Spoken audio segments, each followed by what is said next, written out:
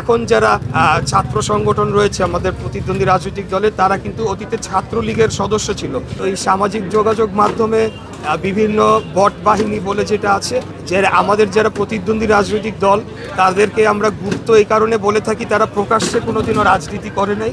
বিভিন্ন ছদ্মবেশে আড়ালে থেকে তারা বিভিন্ন সংগঠনের পরিচয়ে রাজনীতি করেছে। এমনকি এখন যারা ছাত্র সংগঠন রয়েছে আমাদের প্রতিদ্বন্দ্বী রাজনৈতিক দলের, তারা কিন্তু অতীতে ছাত্রলীগের সদস্য ছিল এবং ছাত্রলীগের সদস্য হয়ে আমাদের নেতাকর্মীদের উপরে অত্যাচার নির্যাতনও তারা অংশগ্রহণ করেছে এবং তাদের হাতে অফুরন্ত সময় ছিল। তারা সোশ্যাল মিডিয়ার বাবলে তারা বসবাস করেছেন এবং সেখানে তারা কি বলছেন, আসলে বাস্তব রাজনীতি, ভোটের রাজনীতি আর এই সোশ্যাল মিডিয়ার রাজনীতি কমপ্লিটলি ভিন্ন।